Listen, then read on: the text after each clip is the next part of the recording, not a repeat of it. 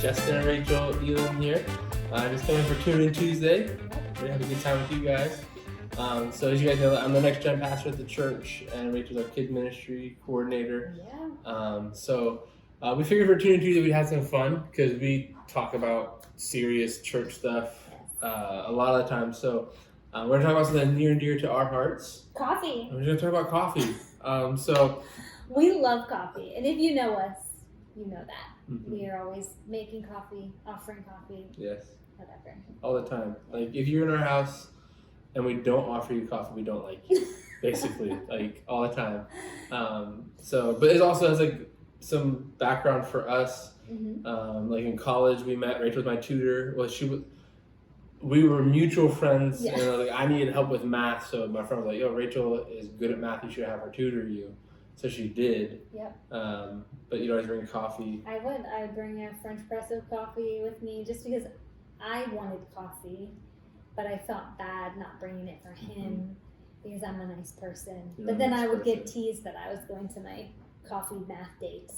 I'm like, oh gosh. I mean, we're married now. But so. yeah, I guess that's what it turned into. So but we love going to coffee shops. That's one of the biggest things. Like one of the things I love to do when we travel, or even just like being here in Florida, I am always looking at like different towns and what's the local coffee shop scene there, and just trying different ones. So it's we love it. Yeah, and one of the things we do is when we drive, like when we go, a lot of times when we're on like special trips and stuff, we'll buy coffee shops from that place. Coffee mugs. Yes. So we won't buy coffee shops.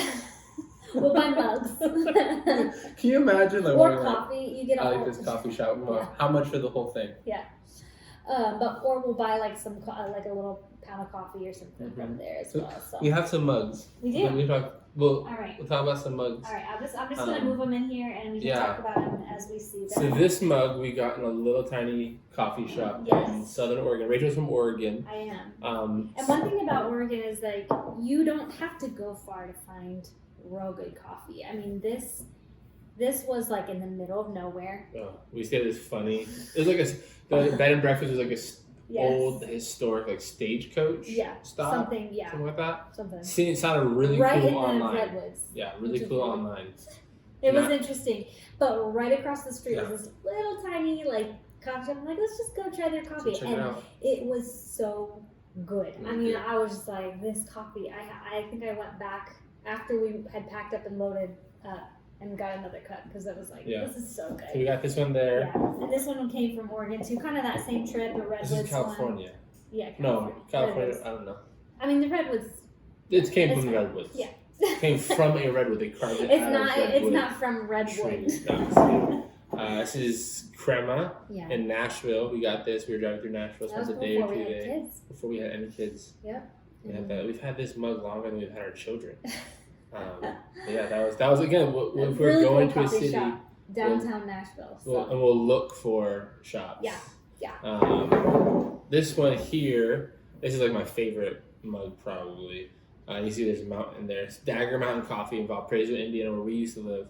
They had their coffee roastery, and they were coffee snobs because they did not have a coffee shop. They had a tasting room. Yes. So you couldn't just get like sugar. And no, it was like the way we hand it to you is the way you drink it. Yeah. And but I was like, can I just get a little cream because that's how I drink my coffee? But just a little cream. Maybe a lot of cream. But this is what I'd say too is like we are not coffee snobs. No, I mean, we are. Like we have standards, but we're not snobs.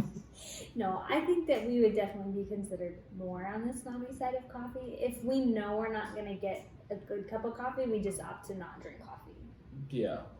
I would say. Which is like, I mean, other things too. Like, even though you're not going to have a good, cheesesteak, like, don't get cheesesteak. But we are not connoisseurs. Maybe that's the better word for it. Like, not that. We don't like weigh out stuff and all this.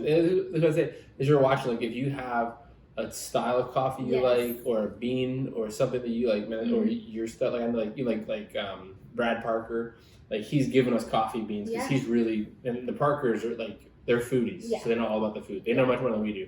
We just like coffee. So this also was a gift from you on the first Father's Day. Yeah. So do you remember all the gifts you gave me on that Father's Day? I do. But all right, and this, I don't know if you guys have like a comfort mug, but it changes for me. It varies to different ones, but this is my current like comfort mug, and this came from a friend for my birthday, and it just has become like my go-to. If it's in the dishwasher, I'm a little disappointed, even though I could just pull it out and wash it. But my comfort mug. Anyways, we want to see your favorite mugs that you use.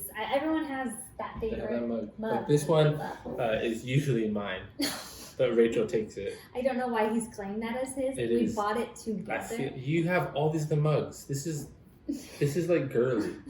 This is not. What about that one? This one is just so big. Like, I don't know. So all right. So we also have styles of making coffee. So what do we start with? The French press? Yes, and this is one thing for us that is like of supreme importance with coffee. You have to grind your beans. Yes. And do not get bags of ground coffee. No. Coffee grinders are not that much. No. Get a coffee grinder. It's so worth it. Change your life. And yes, you have to buy a little bit more expensive coffee because like the cheaper coffee does not come whole bean typically. Yeah. But we buy our coffee at Walmart or Aldi. So we get this coffee and I really like it. And some of you may not like it, but it's a Sam's Club coffee. And comes in a canister, whole bean, organic or something. But it's like $5 or $6 for a can. Yeah. So we love that. It's not even like honestly, you don't have to buy premium beans. No. Yeah. If you grind them fresh when you make coffee, so much better. Aldi has some good whole bean coffee as well. It's like on the Food Network. Yeah.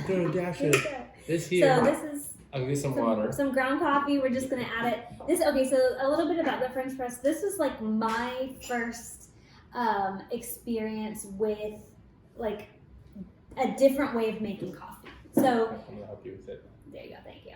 So you just add the grounds right into that, and then you're gonna add the water. There's also this is a gooseneck kettle. So if you're gonna you'll see other ways to make coffee.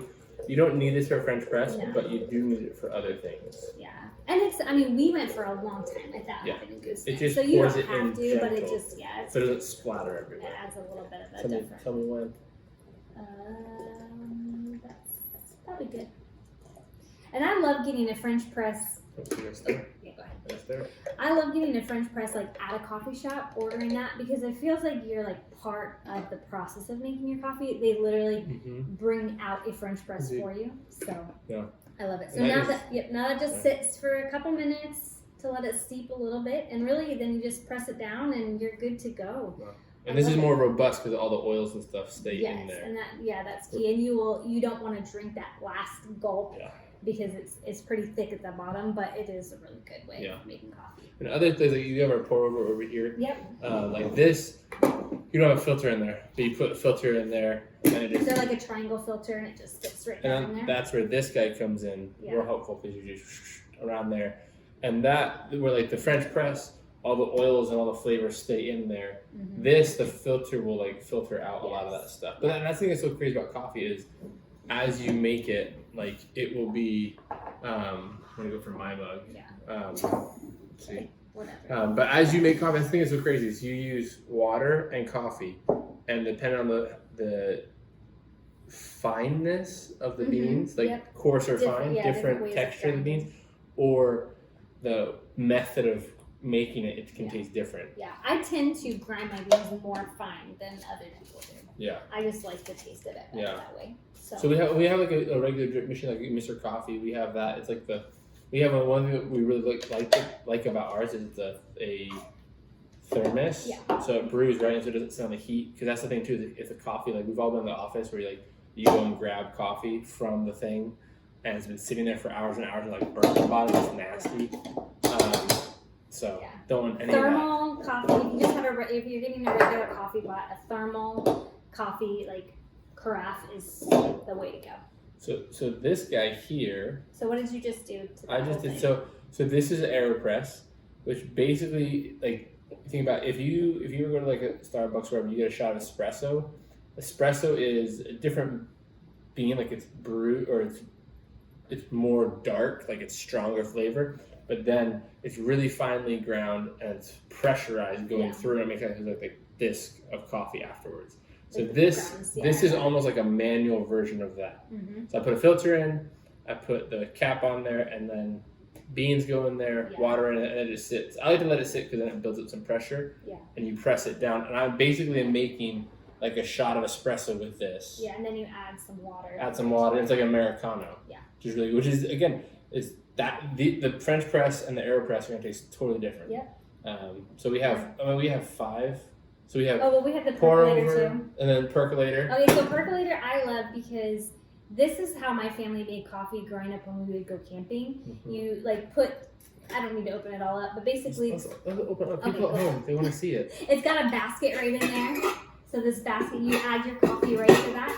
And this little tube, as the water starts to boil, the water goes right up into there and over your coffee and then back down in. And so that just keeps percolating and going, and it can make a really good strong coffee, and that mixed with campfire smoke and marshmallows for breakfast. That's so good. I think it's also good memories. So you're probably good on your AeroPress. Or your French press. I'm gonna press this here. All right. And these are not expensive too. Like AeroPress, this is like about $25. $25-$30. The French press you can get from anywhere. Like I saw it on Amazon today for like $12. Up to however much you want to spend on it. Fancy with that stuff. And then the pour over is only like 22 or 15 or 20. So to get a little bit more like bougie, I guess, with your coffee, you don't have to spend that much. I mean, number one thing is grind your coffee. That's huge. Get the whole bean and grind the coffee. That would, if you're like, I kind of want to take the next step with, how I do coffee, that would be number one. And then just pick one of these ways and just go for it. I have something I want to show people. Actually, this is the thing, if you're on the go. I do this at work, which is really important. I forgot about it until just now. I'm going to pour mine.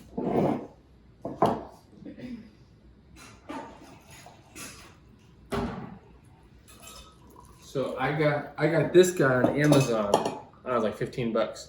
This is a little pour over. It's a metal mesh that I can put my coffee. I'll leave this at work. I wash it, leave it there.